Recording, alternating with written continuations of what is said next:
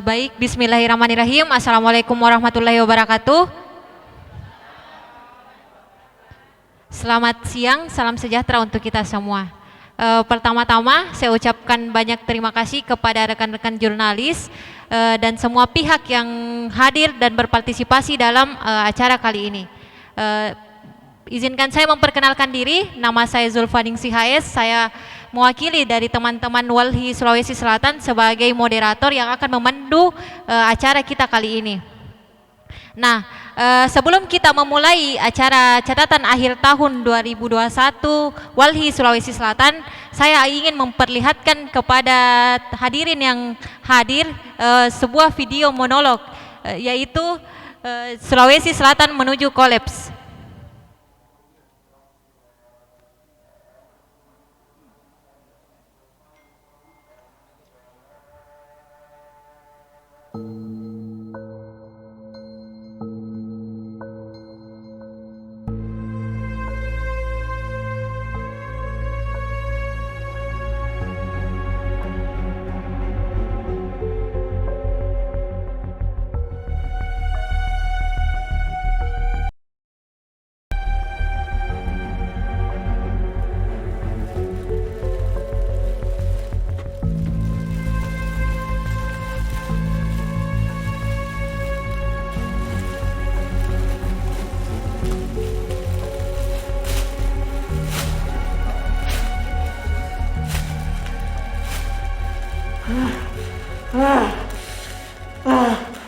Hei, izinkan aku berbicara.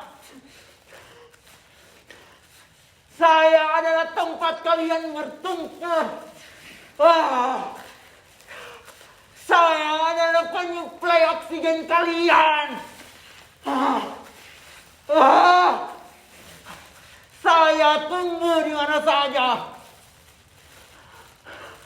Tanpa saya, kalian binasa.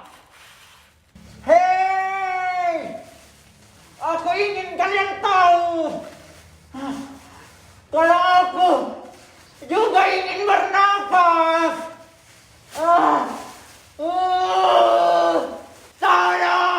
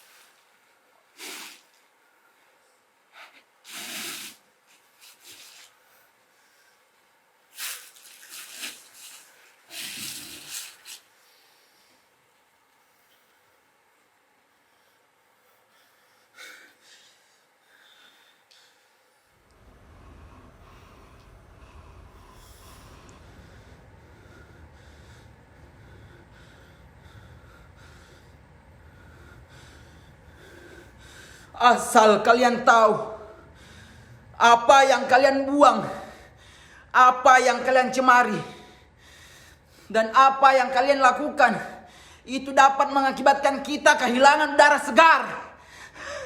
Tolong! Tolong! Hei! Tolong! Sesak! Bencana di mana-mana! Banjir! Tanah longsor, tsunami, kebakaran hutan.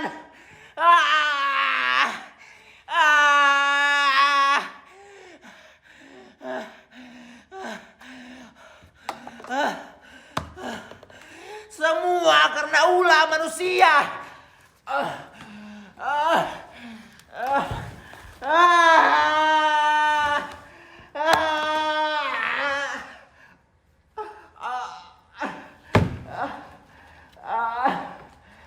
Aku ingin kita berdamai, manusia dan alam menjadi satu.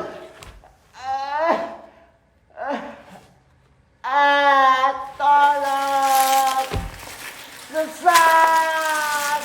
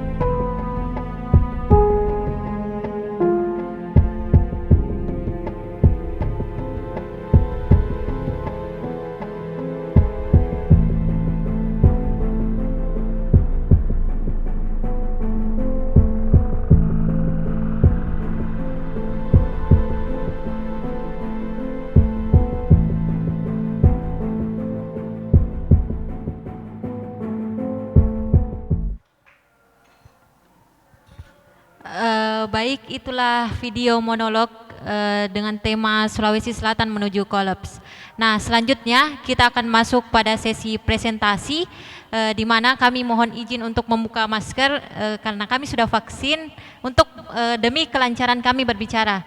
Nah, pada sesi pertama akan diisi oleh Kak Muhammad Rizky selaku editor dengan potret lingkungan hidup Sulawesi Selatan tahun 2021. Waktu dan tempat saya persilakan.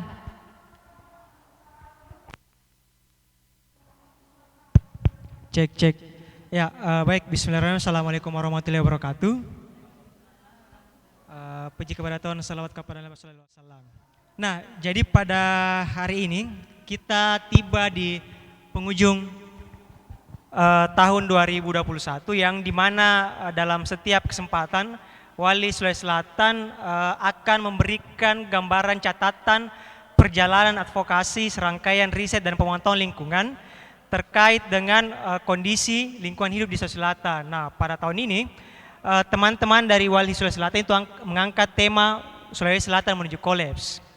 Sebentar lebih jelasnya terkait dengan mengapa tema itu diangkat akan diulas oleh Direktur Wali Sulsel. Nah, sebelum itu saya akan memaparkan terkait dengan bagaimana potret lingkungan hidup Sulawesi Selatan tahun 2021. Selanjutnya mungkin bisa di next.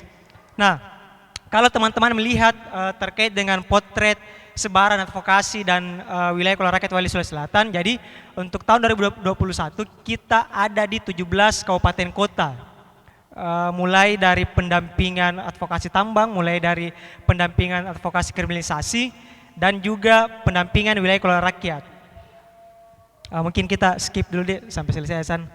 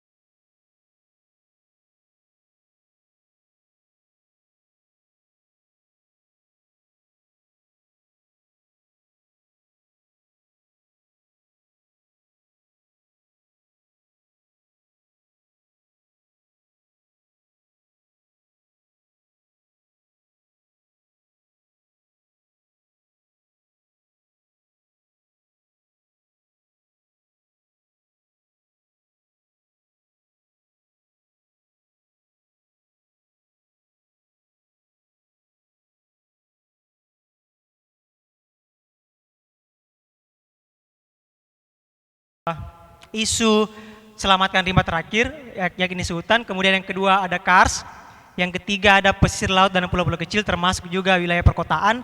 Dan juga kita meng-highlight bagaimana tahun 2021 masih terjadi kasus kriminalisasi bagi aktivis lingkungan. Nah yang pertama mungkin ke rimba terakhir. Next, jadi kalau kita melihat dalam setahun terakhir, ancaman akan pertambangan nikel itu masih terus berlangsung. Bisa mungkin di next. Nah, ada sekitar 5 perusahaan tambang nikel yang kemudian beroperasi di daerah Laut Timur. Nah, apa dampaknya dari keberadaan pertambangan nikel terhadap ekosistem hutan? Nah, kami mendata bahwasanya dari 5 konsesi perusahaan nikel di sana terdapat 77.556,4 hektar luas total dari 5 konsesi itu. Namun sayangnya juga kita memotret terjadi deforestasi sebanyak 5.475,18 hektar perubahan tutupan hutan antara tahun 2016 hingga tahun 2020. Nah, kemudian juga yang lebih mencemaskan karena terdapat 9.711,77 hektar, kemudian pemerintah mengeluarkan izin pinjam pakai kawasan hutan. Hal itu yang kemudian mendorong mengapa yang harusnya hutan dilindungi, kenapa malah semakin tahun semakin dilepas, baik itu dari area pertambangan konsesi maupun juga pertambangan izin wilayah. Nah itu terkait dengan rimba terakhir. Kemudian yang selanjutnya terkait dengan potret ancaman Kars. Jadi tahun 2021 kami melakukan serangkaian advokasi di Bontocani di Kabupaten Bone. Itu terkait dengan adanya ancaman aktivitas pertambangan Kars oleh PT Emporium Bukit Marmer, yang dimana dalam upaya advokasi yang kita lakukan, kita melihat bahwasanya ancaman kerusakan ekosistem Kars dan juga hutan sangat berdampak terhadap ekosistem hutan dan kemudian wilayah kelola rakyat di sana. Nah, patut kita cermati dalam peraturan daerah rencana tata ruang wilayah Kabupaten Bone 2013 sampai 2035, kita melihat bahwasanya dalam aturan tersebut memasukkan daerah Bontocani sebagai daerah rawan longsor. Namun di sisi lain di Bontocani juga akan ada dibangun pertambangan Kars. Nah itu yang menjadi membahayakan untuk ekosistem yang ada di sekitar Bontocani, di desa Bulusirua dan desa Bontojai. Nah kalau kita melihat beberapa ancaman dari ekosistem adanya aktivitas pertambangan Kars di sana, yakni menghilangkan sumber air warga karena lahan yang menurut penuturan warga di sana itu merupakan wilayah di bawah itu merupakan daerah gorong-gorong dan juga daerah resapan air, sehingga ketika misalnya aktivitas pertambangan dijalankan maka ancaman akan kehilangan air juga akan terasa. Kemudian juga di sana merupakan daerah aliran sungai Das Walanae yang akan mengancam ribuan petani di di Kecamatan Bontocani dan juga Kecamatan Sanrego. Nah ini yang sangat membahayakan ketika aktivitas pertambangan Kars akan dijalankan. Kemudian itu tadi bilang terjadi longsor karena daerah di sana juga merupakan daerah rawan longsor, dan juga di sana ada situs prasejarah di mana terdapat 2 gua di sana, Leang Bicu dan juga Leang Undugan, di mana ketika misalnya aktivitas pertambangan dijalankan maka keberadaan gua tersebut akan semakin terancam, bahkan akan hancur karena berdasarkan beberapa penelitian telah mengungkap di gua tersebut sangat jauh ke dalam, sehingga aktivitas pertambangan nantinya akan berpeluang untuk menghancurkan daerah-daerah yang ada di gua tersebut. Nah itu terkait dengan Kars. Yang selanjutnya terkait dengan kerusakan laut. Jadi kita meng-highlight ada 3 ancaman terhadap ekosistem laut, pesisir dan pulau-pulau kecil. Yang pertama zonasi tambang pasir laut dan reklamasi. Kalau teman-teman tahu sepanjang advokasi yang dilakukan dari tahun lalu, Walhi sangat intens untuk melakukan pendampingan di tambang pasir laut, terutama dalam area wilayah tangkap nelayan, yang dimana di wilayah tersebut terdapat konsesi penambang pasir laut yang kemudian juga ditindih. Jadi dia merupakan area konsesi sekaligus area wilayah tangkap nelayan. Nah, kemudian total reklamasi yang ada di dalam rencana zonasi pesisir dan pulau-pulau kecil itu diatur dalam Perda nomor 2 tahun 2019 menyebutkan sebanyak 3.771,51 hektar sebagai untuk blok spermonde. Jadi adanya pengkaplingan blok tersebut untuk aktivitas tambang pasir laut akan mengancam nelayan yang ada di pulau-pulau kecil di perairan spermonde. Kemudian yang kedua, sedimentasi pertambangan dari hulu hingga hilir. Jadi di beberapa bulan lalu kita melihat peristiwa adanya pencemaran yang dilakukan oleh PT Vale dan juga PT Citra Lampia Mandiri, di mana bukan hanya menghancurkan ekosistem di sungai tapi juga menyasar ke wilayah pesisir di Lampia. Contoh wilayah di PT Citra Lampia Mandiri itu sedimen pond yang menahan sedimentasi pertambangan nikel itu jebol sehingga mengakibatkan tumpahan ke sungai yang menyebabkan terganggunya ekosistem sungai yang tadinya sungai yang sebelumnya jernih kemudian berubah menjadi keruh yang tidak kemudian sesuai dengan gambaran teman-teman masyarakat yang ada di sana. Sungai yang ada di sana itu harusnya jernih, tapi sejak ada pertambangan nikel di sana menyebabkan perubahan warna di sungai tersebut. Nah, yang ketiga, penangkapan ikan secara ilegal ataupun destructive fishing. Jadi kita meng-highlight bahwasanya bius dan bom ikan masih menjadi salah satu ancaman terbesar dari aktivitas penangkapan ikan secara ilegal ataupun secara tidak sesuai dengan prinsip-prinsip keberlanjutan. Nah, hal ini kita temukan masih banyaknya nelayan-nelayan dan juga beberapa perusahaan-perusahaan perikanan besar yang kemudian masih menggunakan cara-cara ilegal dan ini akan mengancam ekosistem di perairan pesisir dan pulau-pulau kecil utamanya di perairan spermonde. Nah, itu yang ketiga. Nah, yang keempat kita juga meng-highlight tentang kriminalisasi pejuang lingkungan. Nah, dalam catatan Wali Sulawesi Selatan tahun 2021 terdapat 7 yang kemudian dikriminalisasi. Ada di Toraja Utara itu 2, kemudian di Pindrang itu 1, kemudian di Goa itu ada 2, dan di Sopeng ada 1, dan di Pindrang di Sidrap ada 1. Nah, harusnya kan secara logika harusnya mereka yang kemudian bergerak dalam mempertahankan ruang hidupnya sendiri itu harusnya dilindungi oleh negara. Tapi kita mencatat bahwasanya mereka kemudian mendapatkan intimidasi, teror, dan juga dikriminalisasi bahkan sampai dimasukkan dalam persidangan. Nah, mirisnya kalau kita berkaca di salah satu kasus di Kabupaten Toraja Utara, ada oknum pejabat yang kemudian diduga kuat melakukan dugaan pelanggaran dengan membuat villa di kawasan hutan lindung Pongtora. Itu tidak ada upaya penegakan hukum. Sedangkan warga yang tadinya membela ataupun berjuang untuk atas lingkungan hidup yang baik dan bersih dan sehat itu kemudian diancam dikriminalisasi. Toh kenapa jelas-jelas ada oknum pejabat yang sudah membangun yang lama itu disaksikan oleh juga pengawas ketahanan masih dibebaskan dari ancaman hukuman. Nah, itu yang kemudian patut kita pertanyakan. Nah, kemudian selanjutnya kita juga meng-highlight bagaimana sebenarnya dampak perempuan terhadap adanya degradasi lingkungan hidup di Sulawesi Selatan. Nah, kita mencatat bahwasanya ada 4 kemudian ekosistem esensial yang kami meng-highlight. Yang pertama itu di Kars, kemudian yang kedua di pesisir dan pulau-pulau kecil, yang ketiga kawasan hutan, dan keempat perkotaan. Nah, dari temuan-temuan tersebut kita merangkum ada 6 dampak perempuan terhadap degradasi lingkungan hidup ini.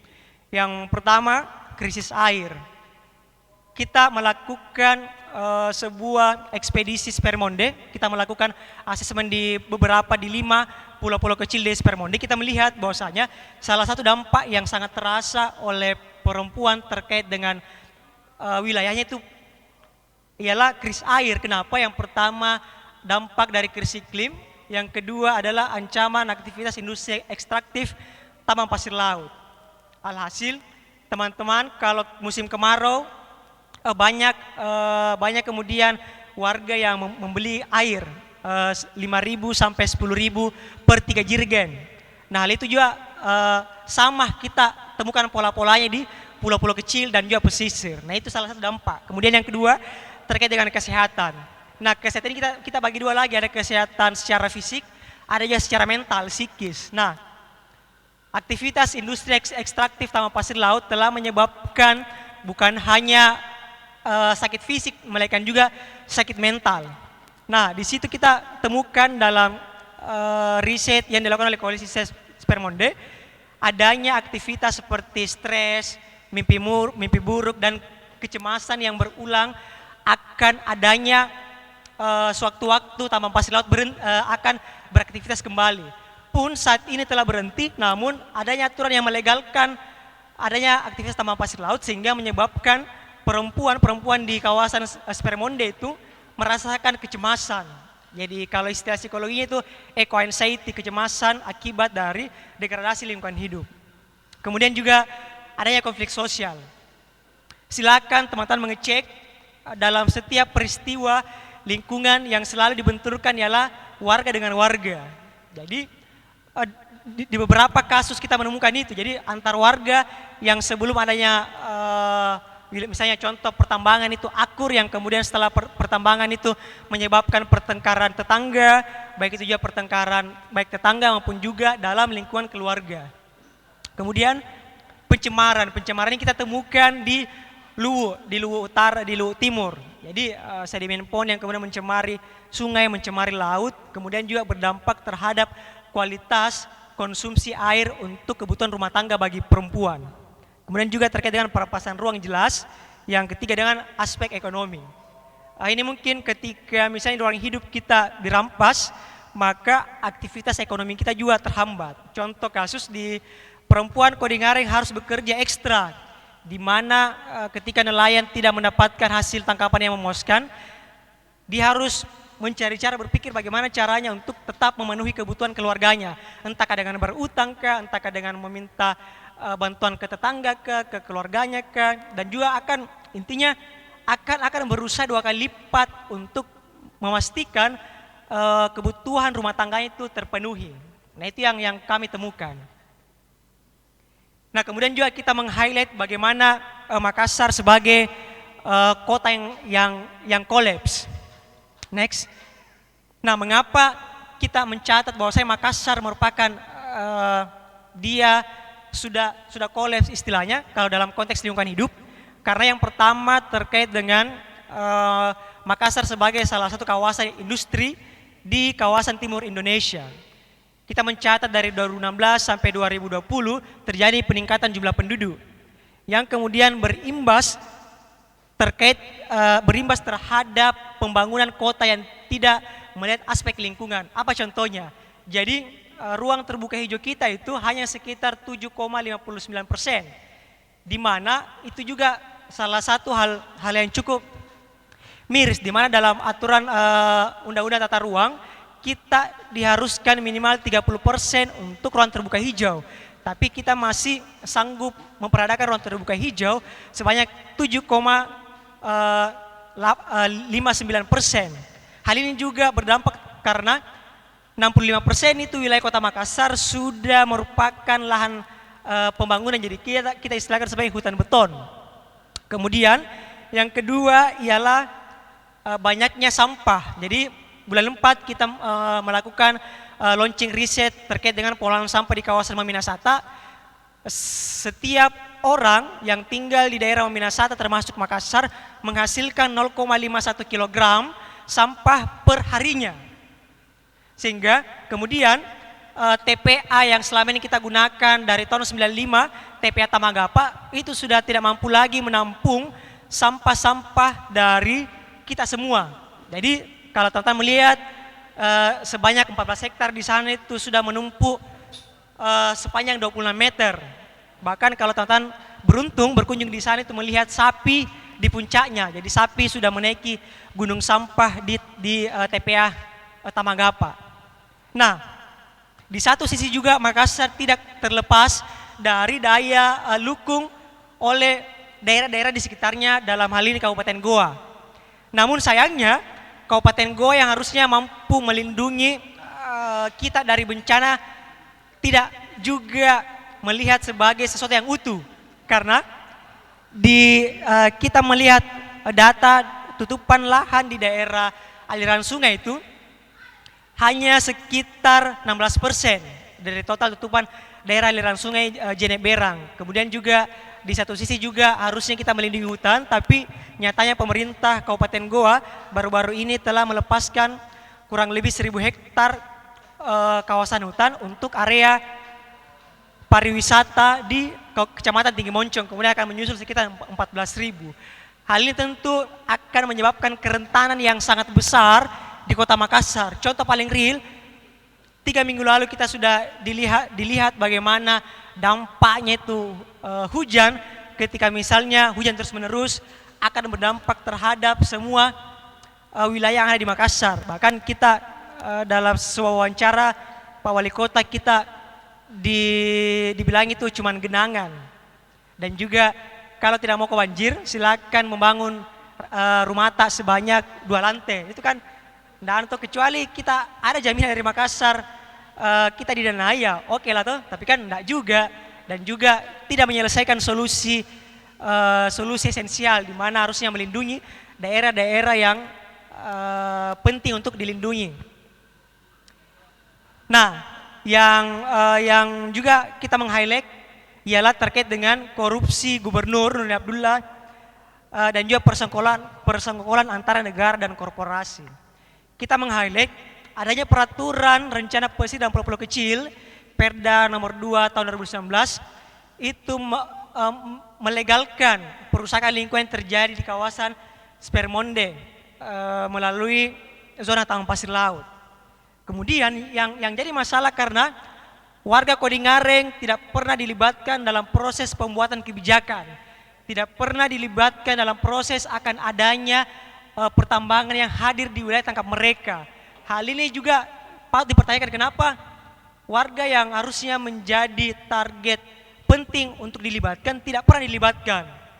Kemudian peraturan-peraturan seperti rencana tata ruang Kota Makassar tidak pernah dilibatkan warga-warga yang menjadi sasaran pembangunan. Silakan bertanya ada berapa warga dilibatkan. Yang dilibatkan ialah pemerintah, mulai dari pemerintah kota sampai pemerintah kecamatan, kelurahan. Kemudian pengusaha-pengusaha yang punya kepentingan. Yang ketiga adalah organisasi-organisasi NGO yang bergerak di Makassar. Tapi tidak banyak yang kemudian dilibatkan oleh warga. Bahkan anak muda yang kemudian salah satu akan terkena dampak juga tidak dilibatkan dalam proses pelibatan pembuatan kebijakan. Hal ini yang kemudian patut kita pertanyakan. Nah, yang kemudian juga yang ketiga ialah negara kemudian abai untuk melakukan pengawasan terhadap proyek strategis nasional maupun juga proyek-proyek infrastruktur yang ada di Sulawesi Selatan. Apa buktinya? Silakan mengecek ada berapa kasus-kasus kerusakan lingkungan terjadi akibat adanya industri-industri ekstraktif di pesisir, di daerah perkotaan, di daerah hutan, daerah kars. Itu kemudian menyebabkan kerugian yang sangat masif bagi warga sekitar. Dan negara tidak mampu memberikan ruang, tidak mampu memberikan jaminan akan keselamatan bagi masyarakat sekitar. Hal itu juga kemudian kita soroti bagaimana adanya pertautan ataupun juga hubungan romantis antara negara dan korporasi yang kemudian hubungan tersebut merugikan rakyat, mengancam keselamatan dan ruang hidup rakyat. Nah, selanjutnya kita juga melakukan sebuah riset bagaimana kerentanan yang terjadi di Sulawesi Selatan. Lanjut, kita sebulan lalu kita baru-baru melakukan sebuah riset bagaimana persepsi masyarakat terkait dengan pengelolaan bencana dari pemerintah di Sulawesi Selatan. Jadi kita melihat bahwasanya masih banyak masyarakat yang kemudian tidak mendapatkan fasilitas mitigasi banjir di wilayahnya. Akibatnya apa? Warga kemudian baru tahu akan terjadi bencana ketika dia sudah menyaksikan langsung, oh ternyata sudah naik air ini di rumahku. Oh ternyata sudah naik mini ombak di rumahku, di pulauku. Karena minimnya fasilitas mitigasi bencana. Lanjutnya, next. Kemudian juga kita masih sedikit yang kemudian dilibatkan dalam pelatihan ataupun juga simulasi bencana. Silakan cek ada berapa masyarakat yang mendapat manfaat dari pemerintah ataupun juga swasta terkait dengan pelatihan ataupun simulasi bencana. Itu hanya sekitar 8% yang kemudian kita melakukan sebuah riset. Lanjut. Nah, kemudian ada pun beberapa saran yang kita mendapatkan dari riset itu. Yang pertama juga memperhatikan drainase, kemudian juga menghentikan alih fungsi lahan, memperbanyak daerah resapan air, perlindungan das, mitigasi bencana, melakukan edukasi ke masyarakat, kemudian juga memberikan regulasi yang ketat. Pun ada regulasi tapi tidak ketat. Contoh misalnya peraturan wali kota mengenai pembatasan penggunaan plastik bagi industri. Silakan dicek apakah korporasi di Makassar hari ini membatasi penggunaan plastiknya. Enggak. Hal itu juga kita buktikan dalam sebuah riset bahwasanya aturan ada sudah bagus tapi dalam perjalanannya itu tidak efektif untuk menekan laju kenaikan sampah dari plastik. Nah, kemudian juga tata kelola yang jelas dan terakhir deforestasi. Nah, itu mungkin yang kemudian beberapa yang kami highlight selama kurang lebih 1 tahun terakhir terhadap bencana maupun juga hasil pemantauan, advokasi dan pendampingan wilayah kelola rakyat yang Wali Sulawesi Selatan lakukan. Mungkin lebih jelasnya apa tuntutan, apa lebih spesifik nanti akan dijelaskan oleh Direktur Wali Sulsel Pak Muhammad Al-Amin. Mungkin saya kembalikan ke moderator.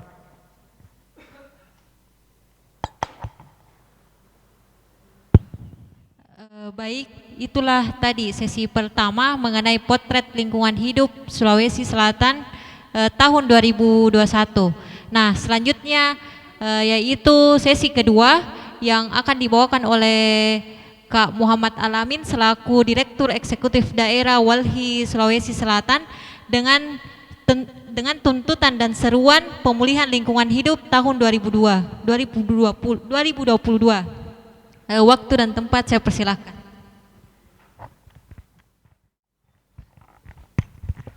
Bismillahirrahmanirrahim. Assalamualaikum warahmatullahi wabarakatuh. Salam sejahtera untuk kita semua. Om Swastiastu, Namo Buddhaya, salam kebajikan. Teman-teman sekalian, saya juga memohon izin untuk membuka masker, tapi tidak kemudian saya tetap berharap teman-teman tetap menggunakan masker.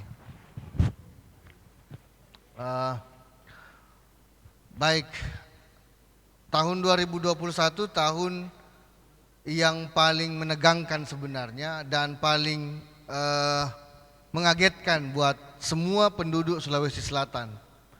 Februari 2021 kita masih ingat Profesor Dr. Nurdin Abdullah ya, ditangkap KPK atas dugaan tindak pidana korupsi, gratifikasi proyek infrastruktur.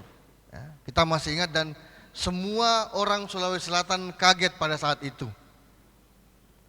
Profesor Nurdin Abdullah yang dikenal anti korupsi, yang dikenal sebagai akademisi hebat, dikenal sebagai seorang desainer yang mumpuni, ternyata terjaring korupsi, terkena kasus korupsi, dan itu menggemparkan semua penduduk Sulawesi Selatan. Peringkat penangkapan korupsi tersebut, penangkapan Gubernur nonaktif Sulawesi Selatan Nurdin Abdullah oleh KPK itu mengingatkan kembali akhir tahun 2020 di mana Wali Sulawesi Selatan sudah memberi peringatan keras, sudah melayangkan kartu kuning kepada Gubernur Sulsel untuk tidak melakukan praktek-praktek yang tidak sesuai dengan ketentuan perundang-undangan. kita sudah minta memberikan peringatan kepada Profesor Nurdin Abdullah untuk tidak melakukan kesewenang-wenangan terhadap lingkungan hidup maupun rakyat. Tetapi saya kira sejarah dan peristiwa itu sudah nampak, sudah terwujud, dan kita berharap ada perbaikan setelahnya. Namun ternyata sejak penangkapan hingga akhir 2021, PLT Gubernur Sulawesi Selatan juga tidak melakukan banyak perubahan yang radikal. Ya. Padahal kita berharap seharusnya penangkapan Nurdin Abdullah adalah momentum strategis bagi pemerintah Provinsi Sulawesi Selatan untuk bersih-bersih, untuk membenah diri dari banyaknya masalah yang mereka alami. Yang terpenting, menunjukkan kepada publik Sulawesi Selatan bahwa kepemimpinan Andi Sudirman Sulaiman itu bisa jauh lebih baik dari Profesor Nurdin Abdullah. Tapi sayangnya itu tidak terlihat atau tidak nampak selama 2021. Nah, sebelum saya masuk kepada substansi, saya ingin menyampaikan apresiasi dan rasa terima kasih yang setinggi-tingginya kepada kurang lebih berapa ini ya? 4, 5, 8 organisasi masyarakat sipil baik di level nasional maupun internasional yang sudah memperkuat Walhi Sulawesi Selatan untuk terus melakukan advokasi lingkungan hidup di Sulawesi Selatan. Saya mewakili seluruh komponen Walhi, seluruh staf dan fungsionaris Walhi beserta seluruh anggotanya mengucapkan terima kasih yang sebesar-besarnya kepada para organisasi, pimpinan organisasi yang mendukung dan memberi support kepada Walhi Sulsel agar senantiasa terus bisa menyuarakan hak lingkungan hidup dan hak rakyat atas lingkungan hidup untuk tetap ditegakkan di Republik ini. Kami juga berterima kasih kepada petani di seluruh Sulawesi Selatan, nelayan di seluruh perairan Sulawesi Selatan, perempuan yang ada di Sulawesi Selatan, anak-anak muda di Sulawesi Selatan dan masyarakat adat yang ada di Sulawesi Selatan yang di tahun 2021 menjadi mitra kerja kami untuk mengadvokasi lingkungan hidup. Kami tidak ada apa-apanya bila tidak mendapatkan dukungan, tidak dibantu, tidak diperjuangkan, tidak berjuang bersama mereka. Maka kami dalam kesempatan yang baik ini ingin menyampaikan terima kasih yang setinggi-tingginya kepada para masyarakat Sulawesi Selatan. Atas dukungan itu, ya, kami bisa masuk ke 17 kabupaten kota di Sulawesi Selatan. Kami bisa mengadvokasi masalah lingkungan hidup di 17 kabupaten kota. Kita bisa mengadvokasi seluruh persoalan-persoalan lingkungan hidup yang ada di Kota Makassar hingga di pelosok utara Sulawesi Selatan di Luhut Timur. Kami bisa menembus pulau-pulau kecil yang ada di Sulawesi Selatan. Kami bisa berdiskusi dengan perempuan dan anak-anak muda di pulau-pulau kecil Spermonde, Sulawesi Selatan. Dan kami menemukan banyak pelajaran, kami banyak belajar, dan kami banyak menemukan informasi yang patut kita sampaikan di akhir tahun ini. Karena itulah tanggung jawab Walhi kepada publik. Jadi bahkan di Toraja yang tidak pernah sekalipun disentuh oleh Walhi berhasil kita masuki. Nah, ini beberapa daerah yang menjadi lokasi advokasi Walhi selama 2021. Sehingga kalau ada, ini pun menurut kami belum sepenuhnya bisa kami cover semuanya gitu ya. Karena keterbatasan orang di dalam Sekretariat Walhi Sulawesi Selatan. Maka kalau ada yang mengatakan kenapa misalnya Walhi jarang lagi masuk ke pulau, jarang lagi berinteraksi dengan warga di pulau, itu bukan karena kami mengabaikan, tetapi memang tanggung jawab kami tidak hanya di satu tempat tetapi hampir di semua tempat di Sulawesi Selatan. Saya mulai dari SK 362 tahun 2019 yang dikeluarkan oleh Menhaka. Menurut saya persoalan ini atau SK ini menjadi pintu masuk, ya, pintu masuk kerusakan lingkungan yang memicu sampai ke aspek kolaps begitu. Sampai mendorong atau bisa sampai terwujudnya kolaps di Sulawesi Selatan. SK Menteri LHK tahun 2019 itu mengeluarkan 91.000 hektar hutan, kawasan hutan lindung Sulawesi Selatan menjadi kawasan non hutan. Bisa dibayangkan hutan yang memiliki fungsi lingkungan yang luar biasa, yang memiliki fungsi ekologis yang tinggi dan fungsi penyangga yang esensial bagi masyarakat, itu dengan mudahnya dirubah oleh pemerintah. Hutan yang merupakan habitat flora fauna itu dengan gampangnya dirubah oleh pemerintah menjadi kawasan non hutan. Ya tentu dampaknya adalah fungsi hutan yang seyogyanya menjadi penyangga kehidupan manusia, habitat flora fauna, dan ekosistem fungsi lingkungan yang esensial dan tinggi, itu tiba-tiba berubah menjadi daerah yang tidak memiliki fungsi apa-apa.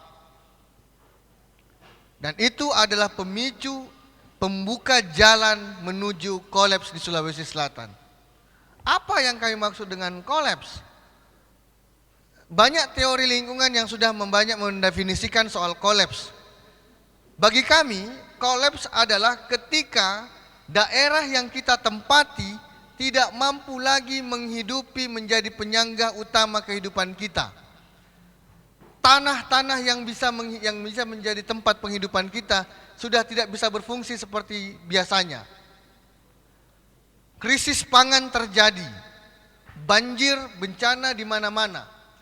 Udara yang tidak lagi sehat, flora fauna, hewan-hewan yang tidak lagi bersahabat dengan manusia, penyakit yang tiba-tiba muncul dan bisa menyerang jutaan orang. Itu adalah situasi atau kondisi di mana daerah kita sudah menunjukkan ciri-ciri kolaps. Coba kita perhatikan sekarang di mana ciri-ciri itu tidak lagi nampak. Ikan-ikan di lautan sudah mulai hilang.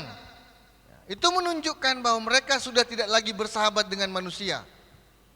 Karena manusia juga ternyata pada prinsipnya melakukan praktek-praktek yang dibenci oleh makhluk hidup itu sendiri.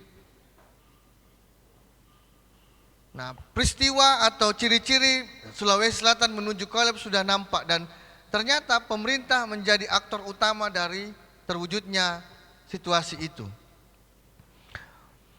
Manusia hidup di sebuah pemukiman, tetapi di masa-masa tertentu dia harus meninggalkan pemukimannya karena pemukimannya tidak lagi aman dan nyaman bagi manusia. Perempuan harus meninggalkan rumahnya, kehilangan aset-aset berharga mereka karena harus menghadapi krisis lingkungan yang besar. Saya kira ciri-ciri itu sudah mulai nampak di Sulawesi Selatan. Dan kita akan lihat apa sebenarnya yang menjadi penyebabnya. Nah, akibat dari SK itu, kawasan hutan Sulawesi Selatan atau daratan hutan Sulawesi Selatan yang tidak lagi berupa hutan, itu tinggal 32%. Jadi tinggal 2% lagi Sulawesi Selatan berada dalam situasi yang sangat genting. Karena di Undang-Undang Penataan Ruang itu mewajibkan setiap daerah memiliki cadangan hutan minimal seluas 30 hektar. Jadi hutan kita atau vegetasi hutan Sulawesi Selatan tinggal 32%. Jadi kita sedang hidup di tanah yang berbahaya.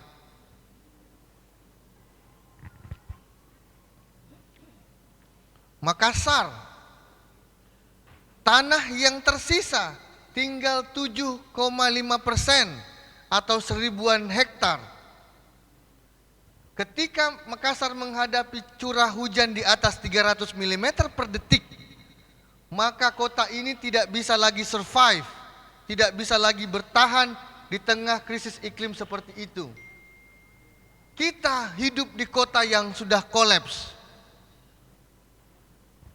Perempuan-perempuan di pesisir kota Makassar, di Tello, di Buloa, di Kalukubodoa, di Cambaya harus rela membeli air ya, setiap harinya.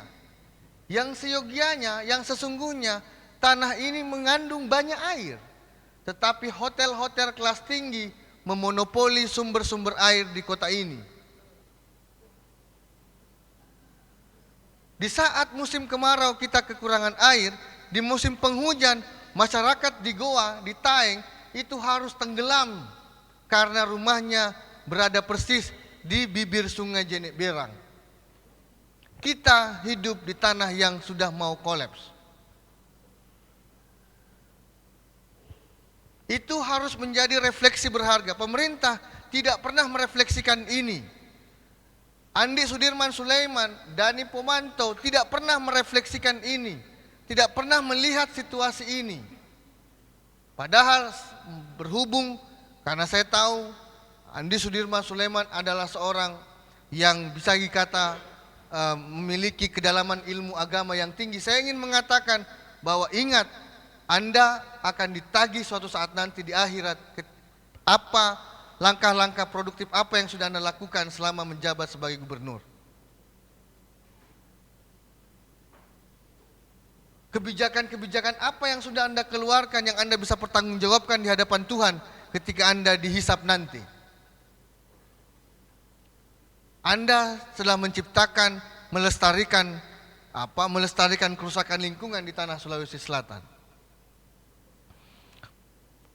1.000 hektar dibanding 17.000 hektar lahan Kota Makassar itu sudah tidak bisa lagi menampung air,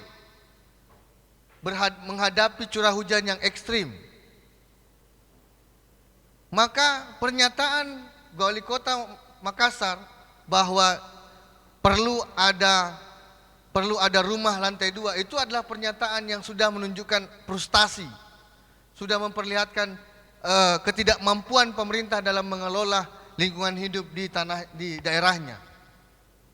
Menyalahkan drainase sebagaimana yang disampaikan Andi Sudirman Sulaiman di dalam satu kesempatan, menunjukkan tidak ada langkah-langkah cepat atau tidak ada kebijakan yang pantas dibuat oleh pemerintah provinsi terkait penanggulangan bencana banjir di Sulawesi Selatan. Kita hidup di tanah yang kolaps.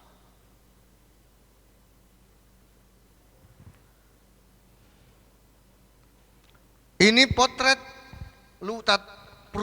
tutupan hutan di beberapa kabupaten di Sulawesi Selatan.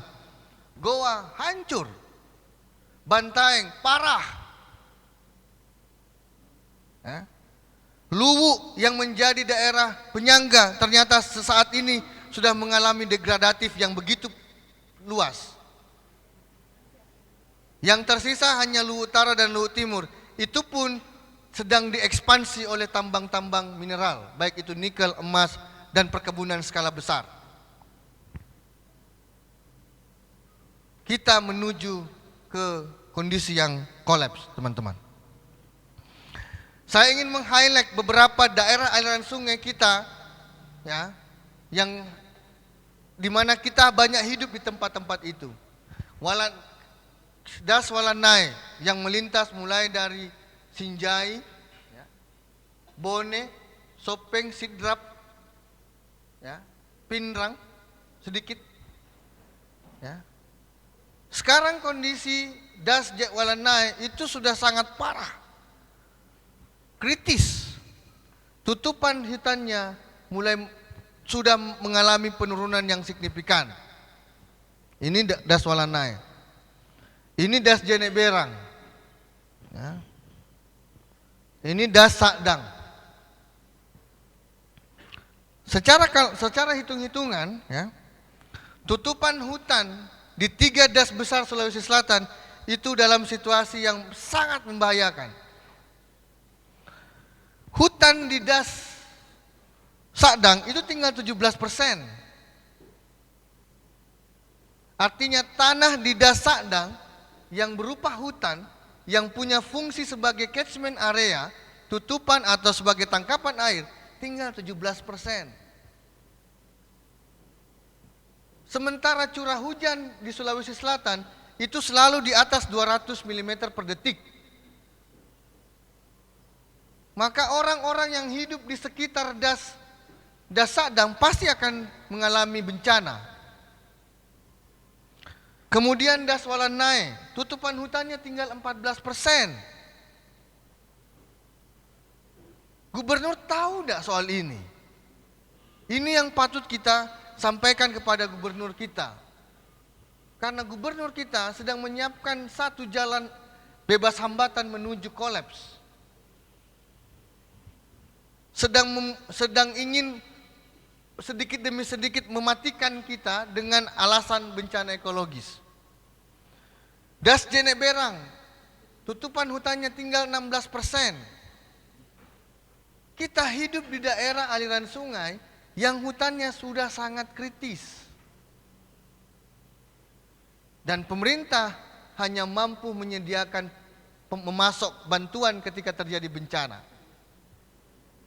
Dengan bangganya memposting di media sosial mereka, kami datang membawa bala bantuan, kami datang bawa beras, kami datang bawa. Bukan itu yang diharapkan rakyat. Yang diharapkan rakyat adalah tinggal di pulau, di provinsi yang aman, nyaman, dan damai, tanpa ada gangguan bencana sedikit pun. Kalau cara-cara itu yang dipakai, saya yakin kita harus segera mengganti pemimpin Sulawesi Selatan.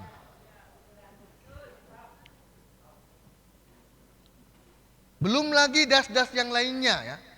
Beberapa das-das lainnya itu juga berada di situasi yang berbahaya atau bersituasi yang menuju kolaps. Ketika daratan kita sudah tidak bisa lagi memberikan pertahanan, memberikan perlindungan bagi masyarakatnya, ternyata di laut juga tidak berbeda. Pesisir yang seharusnya menjadi daerah alternatif bagi rakyat, ternyata juga malah diobrak-abrik, dirusak oleh pemerintah kita sendiri. 3.100 lebih alokasi ruang reklamasi itu sudah dirancang oleh pemerintah provinsi. Dan sekarang pemerintah kota sedang merevisi RT/RW-nya untuk mengakomodir alokasi ruang reklamasi di sana. Di saat reklamasi meluas, pembangunan infrastruktur perkotaan ditingkatkan, siapa yang digusur? Masyarakat kecil yang digusur. Masyarakat Talok, Buloa itu akan menghadapi satu peristiwa penggusuran yang hebat. Karena tanah-tanah mereka akan diubah menjadi jalan tol yang peruntukannya bukan sama sekali untuk kita. Kita harus menyadari betul bahwa ternyata kita sedang hidup di tanah yang akan sebentar lagi akan kolaps. Laut yang merupakan daerah tangkapan, daerah area pangan bagi masyarakat perkotaan, ternyata juga sedang dialih fungsi menjadi zona pertambangan. Di mana logika akal sehat manusia kita ketika pemerintah kita berusaha merasionalisasi bahwa kegiatan pertambangan dapat akur dengan wilayah kegiatan penangkapan ikan? Di mana logikanya atau di mana rasionalisasinya kegiatan pertambangan bisa sejalan seiringan dengan kegiatan penangkapan ikan? Pemerintah pada dasarnya sudah menciptakan konflik berkepanjangan kalau dia tidak mengurai, tidak menyelesaikan secara cepat. Dari semua itu tadi, kerusakan daerah aliran sungai besar di Sulawesi Selatan dan das-das kecil lainnya di Sulawesi Selatan. Di Sulawesi Selatan sudah di tahun ini saja 24 kabupaten kota di Sulsel sudah mengalami bencana dahsyat. Di tahun 2021 24 peristiwa bencana dan semua terjadi di semua kabupaten.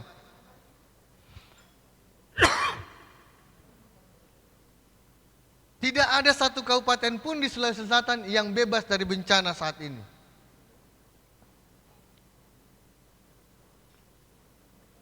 Itu. Mulai dari ujung utara Sulawesi Selatan sampai ujung selatan Sulawesi Selatan terjadi bencana. Dan pemerintah kita berusaha menenangkan kita melalui bantuan-bantuan yang tidak ada gunanya.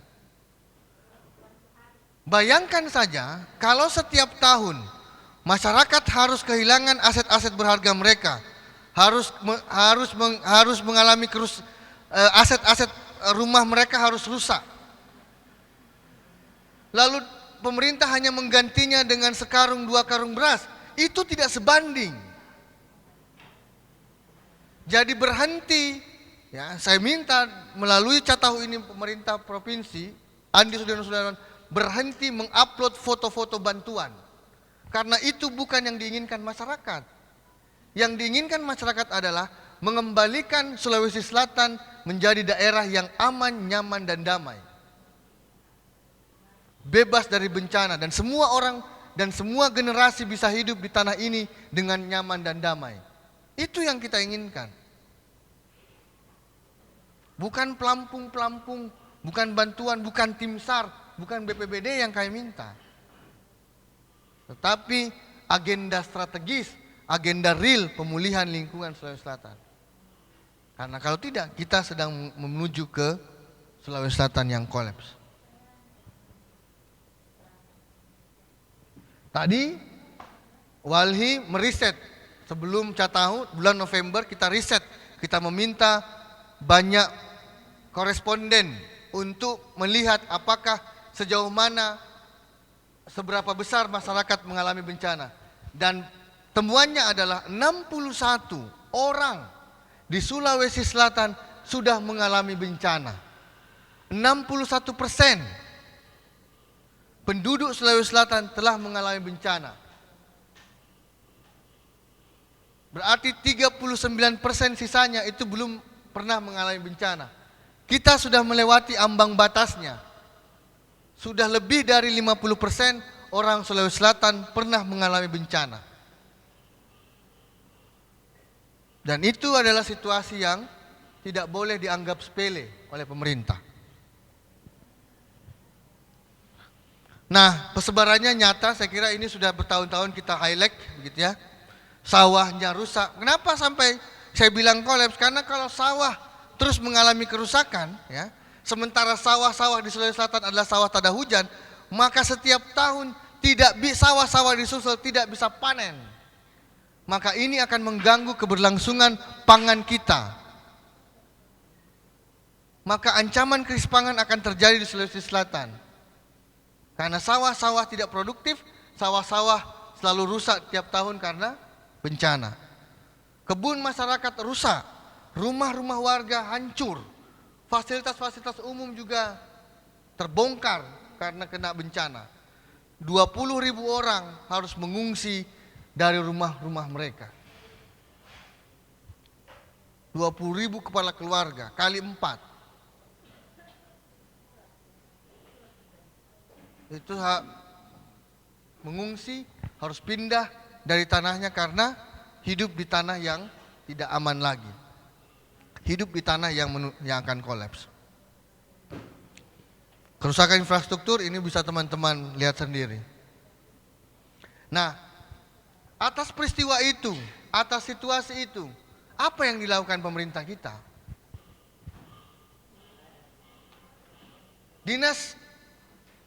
Mana tim ahli pemerintah kita? Kenapa tidak memberikan advice yang positif bagi Andi Sudirman Sulaiman, PLT Gubernur? Mana guru besar perguruan tinggi di Republik ini?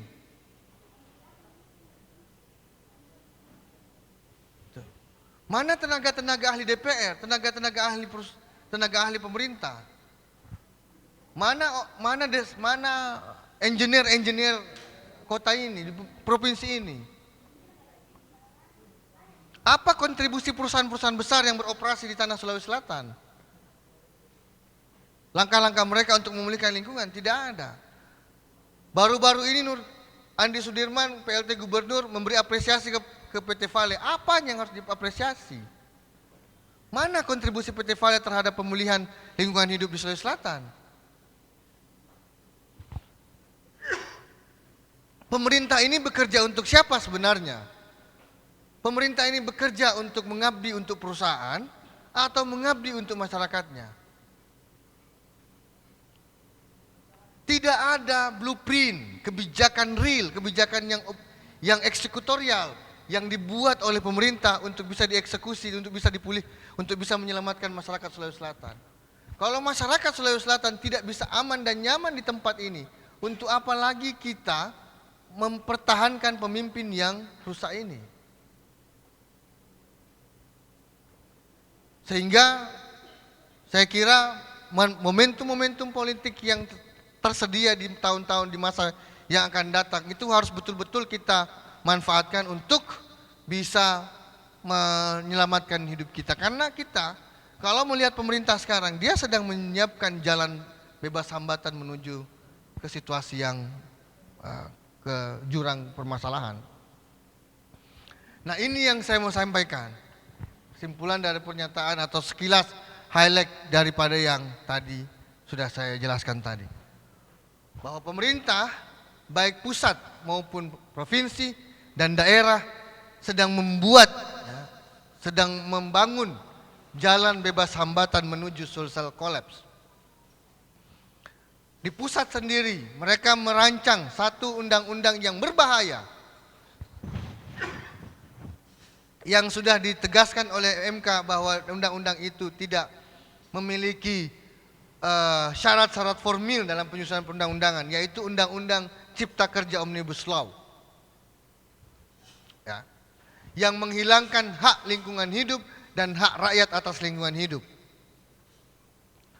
Ini jalan, ini gerbang tolnya kira-kira begitu. Lalu di Sulawesi Selatan ada SK Menhal HK nomor 362 tahun 2019 tentang penetapan kawasan hutan Sulawesi Selatan, di mana 91.000 hektar itu dilepaskan menjadi non hutan.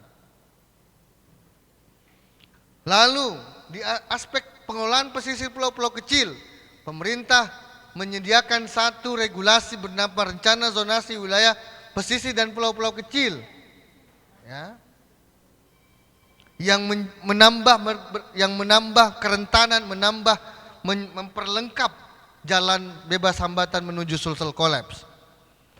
Lalu saat ini Gubernur Sulawesi Selatan sedang mendesain RT RW Provinsi Sulawesi Selatan yang memasukkan semua kabupaten kota sebagai zona pertambangan. Itu adalah jalan pemerintah, jalan menuju social collapse. Lalu hampir semua kabupaten, semua bupati sedang berlomba-lomba mengusulkan pelepasan kawasan hutan di Sulawesi Selatan. Karena sudah tidak ada lagi lahan yang bisa dimanfaatkan untuk mengembangkan investasi. Sehingga pemerintah daerah sedang berlomba-lomba menggagas, merencanakan, mengajukan permohonan pelepasan kawasan hutan. Mereka sudah menyiapkan jalan bebas hambatan menuju social collapse. Lalu apa itu? Persekongkolan bisnis antara pemerintah dan pemerintah. Itu tadi nampak ketika Nurdin Abdullah itu ditangkap. Nah, ternyata setelah pergantian kepemimpinan, walaupun masih sementara, ternyata PLT ini juga banyak memberikan fasilitas-fasilitas yang lancar kepada pengusaha-pengusaha yang berafiliasi dengannya. Jadi sangat sulit ditemukan ada pejabat daerah, ada kepala daerah yang tidak memiliki afiliasi bisnis dengan pelaku-pelaku usaha. Sehingga menurut saya berikutnya kita harus memastikan agar pemimpin-pemimpin kita itu memang bebas dari afiliasi bisnis. Ya kalau tidak ya kita skip suara kita untuk tidak memilih siapa-siapa. Ya, dan yang terakhir, penegakan hukum lingkungan yang tajam ke rakyat, tumpul ke pengusaha dan pejabat. Kalau rakyat menyelamatkan lingkungannya, itu dituduh sebagai pengganggu. Tetapi ketika pengusaha, pejabat melakukan pengerusakan, dianggap tidak melanggar apa-apa. Sudah sesuai ketentuannya. Ini negara macam apa? Ini penegakan hukum seperti apa ini? Ketika petani didapatkan menebang hutan lindung, tidak menunggu 1-2 hari langsung ditangkap. Tetapi ketika pengusaha, pejabat membangun bisnis, membangun villa di hutan lindung, itu butuh waktu panjang untuk penyidikan lalu penetapan tersangka. Ini negara hukum macam apa? Penegakan hukum yang tumpul ke pengusaha, tajam ke rakyat adalah jalan menuju social collapse. Oleh karena itu teman-teman sekalian, di momentum yang berharga, saya kira juga saya berterima kasih teman-teman perempuan di seluruh daerah yang tempat kami bekerja bersedia hadir pada konferensi pers ini. Sebagai penutup, sebagai tuntutan akhir, saya mengajak semua perempuan-perempuan yang hadir di sini untuk bisa berdiri di depan saya untuk menyampaikan tuntutan kita sebagai rakyat Sulawesi Selatan kepada pemerintah. Saya mengundang dengan sangat hormat semua teman-teman perempuan yang ada di sini untuk bisa berdiri di depan, ya. Lalu bersama-sama kita menyampaikan suara tuntutan rakyat Sulawesi Selatan di tahun 2021.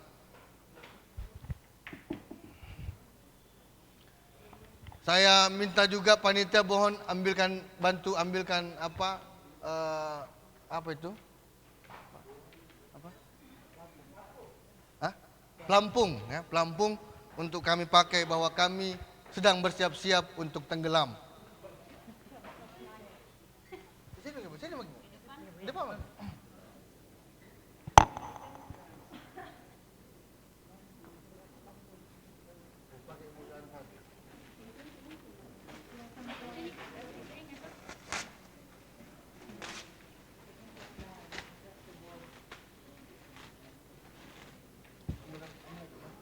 Adel, belum boleh.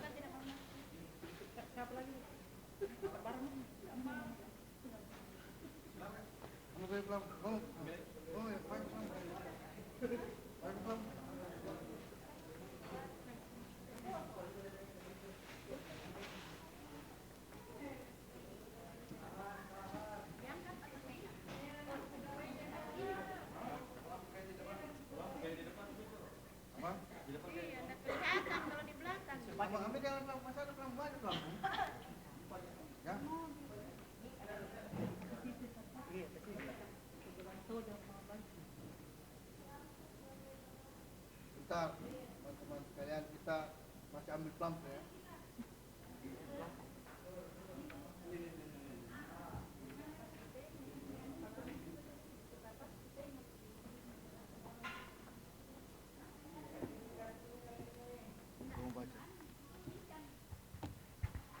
Bentar. Ayo ambil pelampung. Lari cepat dulu men, pelampung.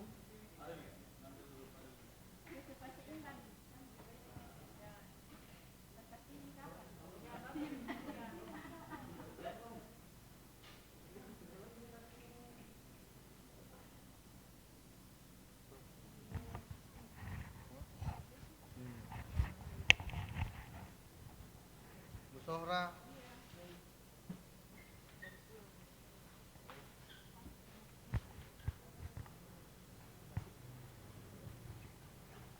Bu bisa.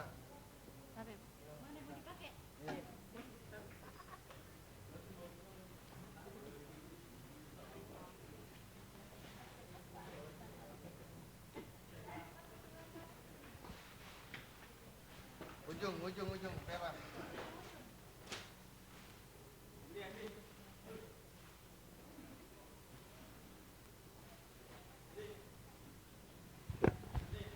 Ini adalah aksi simbolik ya di catatan akhir tahun kami.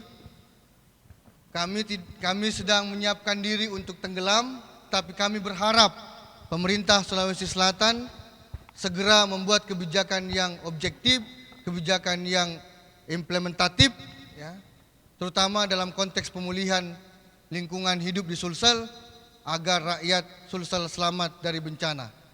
Saya undang Ibu Iva untuk membacakan tuntutan rakyat Sulawesi Selatan di akhir tahun 2021.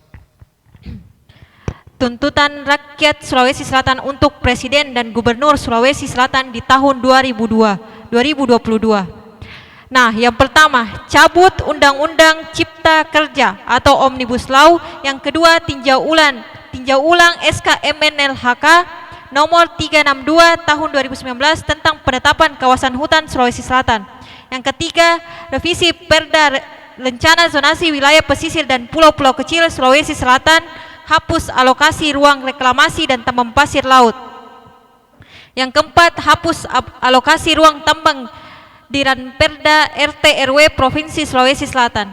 Yang kelima, hentikan pengusulan pelepasan kawasan hutan di Sulawesi Selatan untuk kepentingan bisnis atau pengusaha. Selanjutnya, lindungi masyarakat, nelayan, perempuan, pesisir, dan pulau-pulau kecil di Sulawesi Selatan.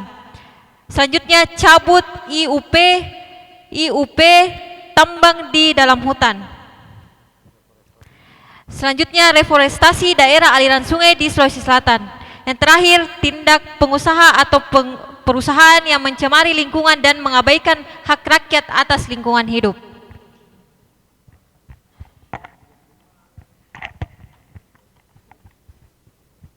Apakah untuk kepentingan dokumentasi sudah cukup? Kalau cukup, terima kasih buat perempuan. Hidup perempuan! Terima kasih ibu-ibu semua atas keberaniannya menunjukkan bahwa kita adalah mewakili 5 juta lebih penduduk Sulawesi Selatan, ya, meminta kepada pemerintah provinsi, Gubernur Andi Sudirman Sulaiman, ya, untuk memulihkan lingkungan Sulawesi Selatan sekarang juga, ya, berhenti melakukan kegiatan-kegiatan yang sama sekali tidak dibutuhkan oleh rakyat, berhenti bekerja narsis, ya, bekerja untuk bukan kepentingan masyarakat. Segera pulihkan Sulawesi Selatan, lindungi, hijaukan kembali reforestasi daerah aliran sungai, tegakkan hukum lingkungan, tangkap dan adili pengusaha-pengusaha properti yang nakal, lindungi kehidupan nelayan perempuan pulau-pulau kecil. Karena kami warga Sulawesi Selatan yang taat bayar pajak dan mau hidup berkelanjutan di tanah Sulawesi Selatan. Terima kasih. Allahumma muwaffiq ila aqwamit thoriq. Assalamualaikum warahmatullahi wabarakatuh.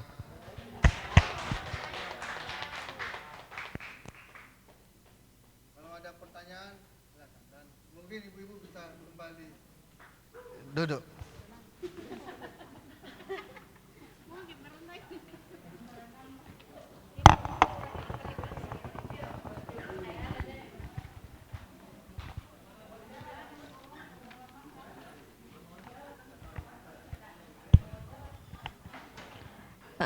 Baik,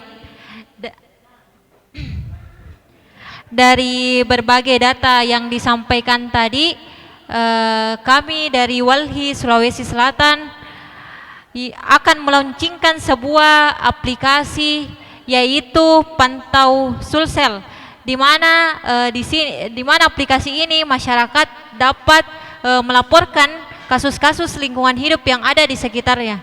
Waktu dan tempat saya persilakan untuk mendemonstrasikan aplikasi Pantau Sulsel.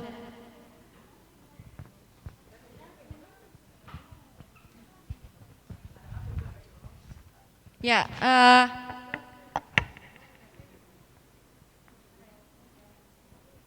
jadi tadi sudah dipaparkan oleh Kak Rizky dan Kak Amin berbagai potret kerusakan lingkungan yang terjadi di Sulawesi Selatan selama kurang lebih setahun. Kami menyadari bahwa penting untuk melibatkan masyarakat untuk terlibat, melaporkan, memantau lingkungan yang terjadi di sekitar kita. Oleh karena itu, kami membuat sebuah aplikasi bernama Pantau Sulawesi Selatan. Ya, jadi namanya adalah Pantau Sulawesi Selatan. Jadi seluruh warga Sulawesi Selatan yang punya masalah atau ingin melaporkan terkait kerusakan lingkungan yang terjadi di sekelilingnya dapat menggunakan aplikasi ini. Nah, salah satu cara untuk mengakses aplikasi ini adalah dengan mengunjungi website walhisulawesiselatan.or.id. Nah, setelah masuk ada nanti di situ pantau lingkungan. Diklik saja itu pantau lingkungan, maka akan diarahkan ke aplikasi ini seperti ini. Jadi teman-teman yang sementara pegang HP bisa dibuka dulu walhisulsel.or.id. walhisulsel.or.id. Kalau sudah dibuka, di situ ada gambar suara dan pantau lingkungan. Diklik pantau lingkungannya, kita akan masuk di dashboard seperti ini. Setelah itu kembali ke atas, Kak. Kembali ke atas yang. Nah, di sini ada silakan diklik lapor. Klik lapor, Kak.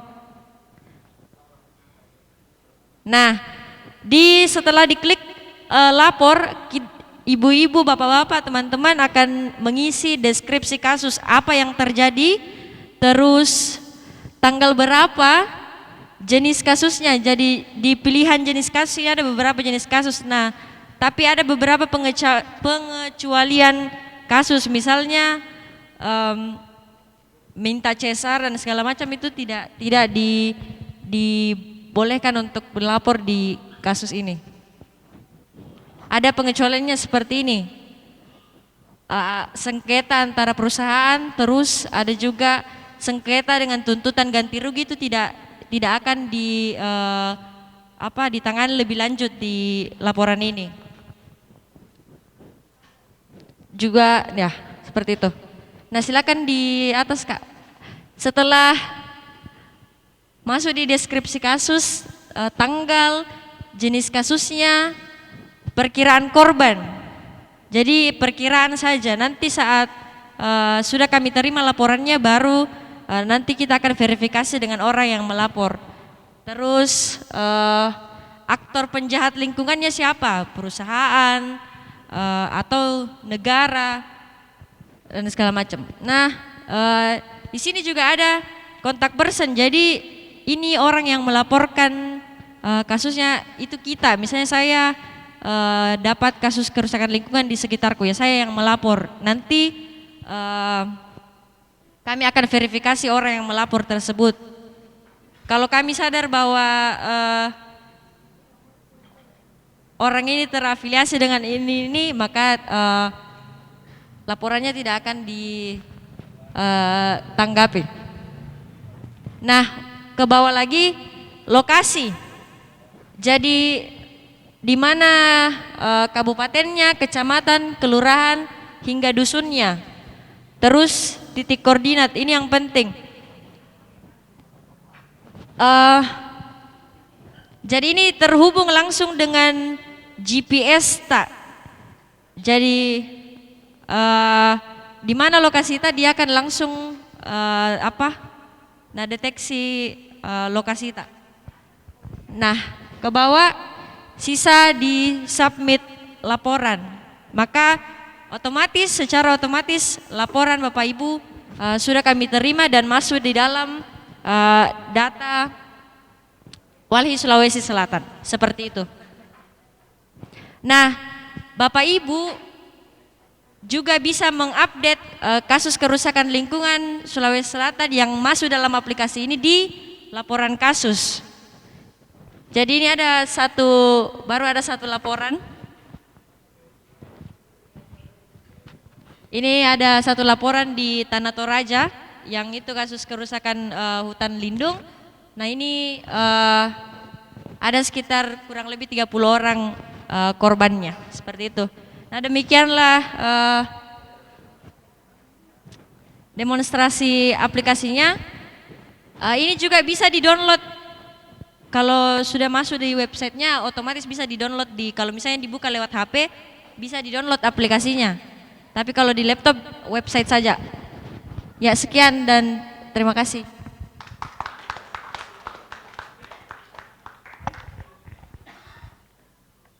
Baik, itulah salah satu aplikasi pantau Sulawesi Selatan dari Walhi Sulawesi Selatan. Pada sesi kali ini saya buka sesi tanya jawab. Yang ingin bertanya atau ingin menanggapi saya persilahkan.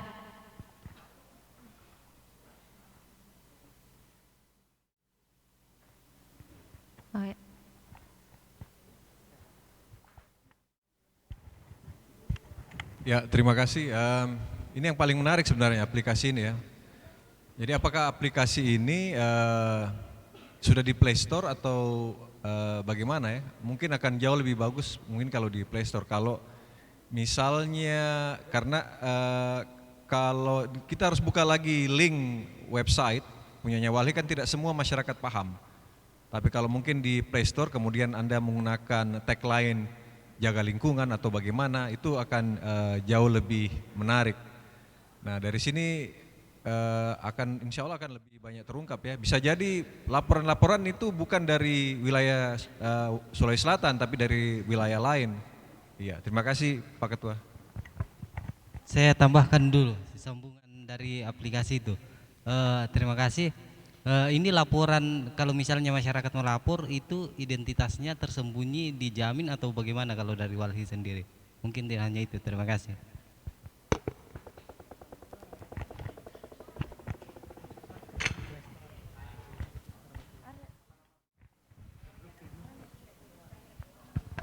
Ya, kalau untuk apakah sudah tersedia lewat Play Store atau App Store untuk saat ini belum. Dan apakah identitas pelapor itu dilindungi? Tentu saja. Jadi tidak akan dipaparkan di dalam website dan itu hanya Walhi Sulawesi Selatan yang tahu. Jadi khusus yang pegang aplikasi ini yang tahu orangnya. Dan itu ya kami perlu identitasnya karena untuk memverifikasi itu. Jadi kenapa di aplikasi ini dibutuhkan identitas pelapor? Ya karena saat nanti untuk verifikasi laporannya apakah betul atau tidak ya kami harus hubungi orang tersebut. Seperti itu. Terima kasih. Ya diluncurkan sekarang. Sudah bisa diakses. Baik, masih ada yang ingin bertanya? Menanggapi?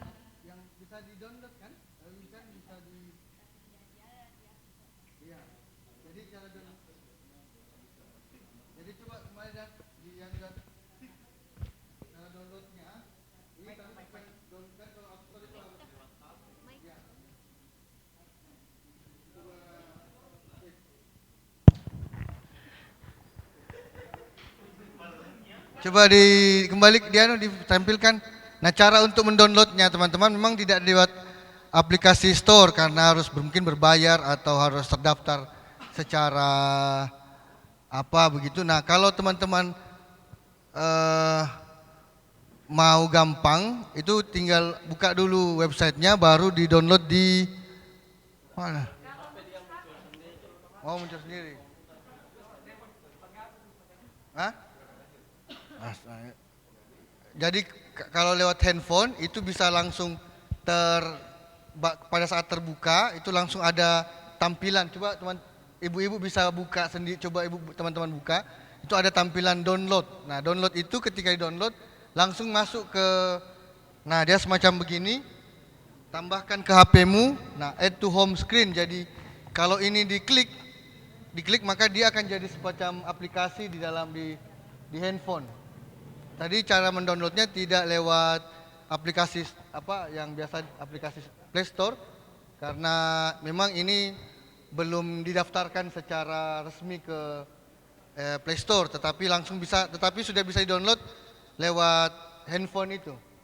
Jadi kalau terlihat add di home screen itu sudah bisa ditambahkan gitu. Dan dia sudah bisa berjalan seperti aplikasi. Iya. Nah, terus kalau soal kerahasiaan pelapor, memang kita yang tahu tentang, jadi ketika masyarakat mengakses update tentang laporan kasus, tidak akan muncul nama pelapor. Jadi nama pelapor tidak akan muncul, itu pelapor hanya bisa diakses oleh walhi saja, tidak bisa diakses oleh publik. Tetapi kenapa penting pelapor? Karena kita ingin memastikan bahwa masyarakat benar-benar terlibat, karena banyak sekali itu masyarakat yang mau meminta wali mengadvokasi lingkungan tapi dia sendiri tidak mau begitu.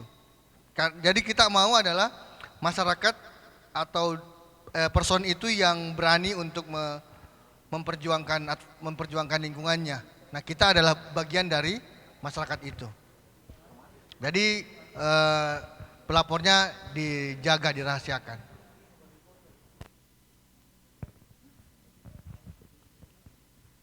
Baik, masih ada yang ingin ditanggapi atau yang ingin ditanyakan?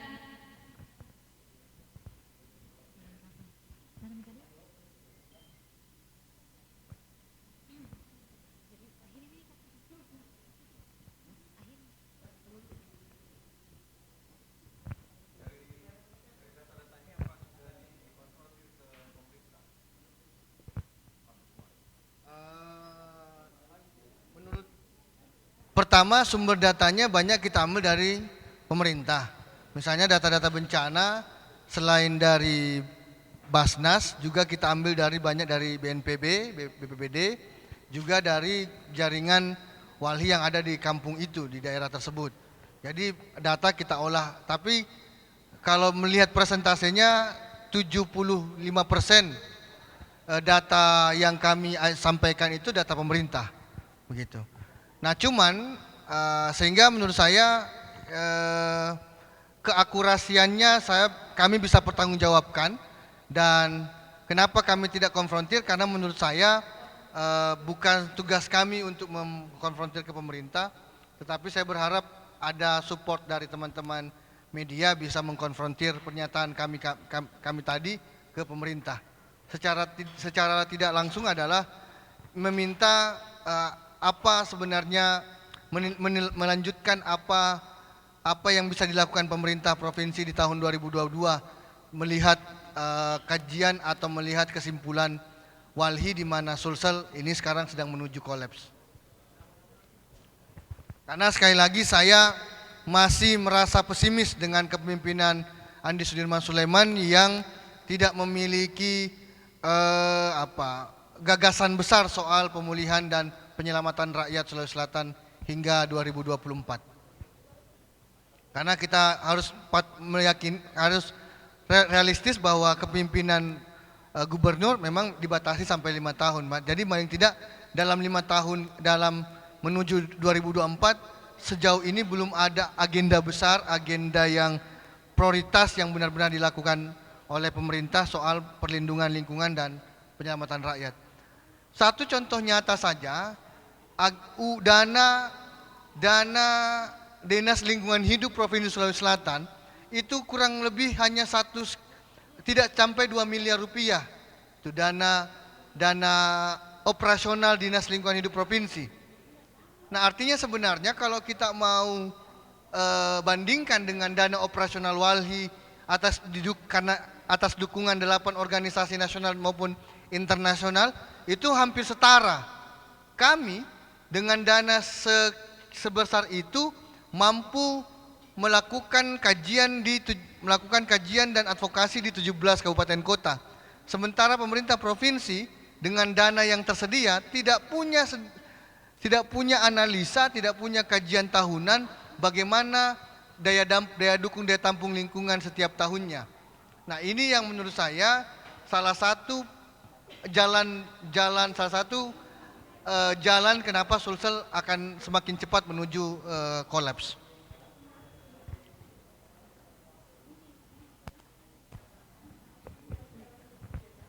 Baik, apa masih ada yang ingin ditanyakan atau ditanggapi? Kalau sudah tidak ada, semua presentasi nanti akan kami kirim ke teman-teman media. Mungkin satu pintu lewat 3 pintu, Pak Darmin, Pak Nurul dan Pak Wahyu ya. Mungkin teman-teman bisa bantu distribusikan ke teman-teman media yang lain. Terima kasih. Sekali lagi teman-teman, jaga kesehatan. Kita berada di tanah yang rusak, sudah berada di provinsi yang menuju kolaps, dan pemerintahnya juga abai terhadap keselamatan kita. Jadi kalau bukan diri kita yang menjaga kesehatan, keselamatan diri kita, siapa lagi? Yang kedua, kekuatan dan solidaritas serta jejaring antar rakyat itu harus segera dibangun. Karena kita tidak bisa menggantungkan hidup ke siapa-siapa selain ke diri dan ke jaringan kita lagi. Itu mungkin Kak Iva terakhir dari saya, dan sampai ketemu di Catahu 2022.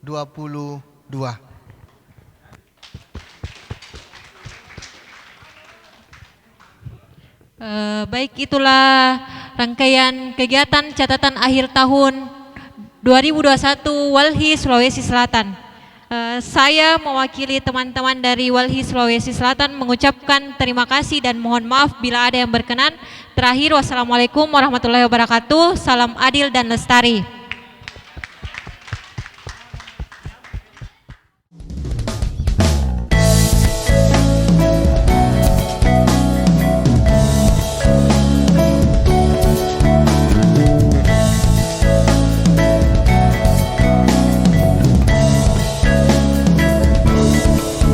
Ketika bumi ini tak layak dihuni, ketika udara tak lagi menjadi bersih, pohon-pohon meranggas, air berganti tangis, pulihkan bumi kita, jaga dan cintailah.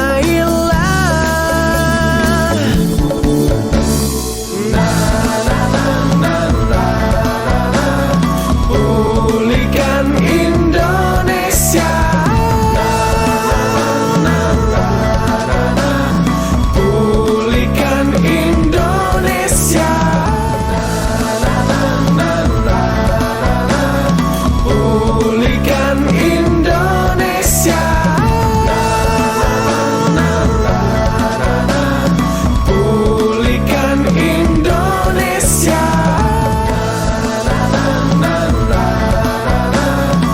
pulihkan Indonesia, pulihkan Indonesia,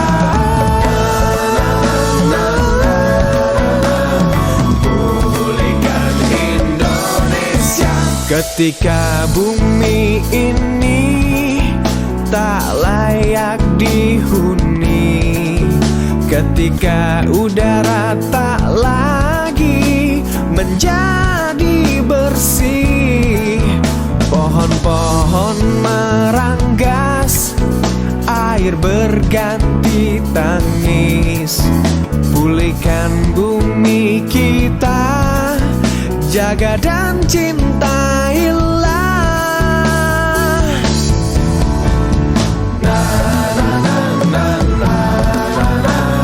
Pulihkan Indonesia, pulihkan Indonesia, pulihkan Indonesia.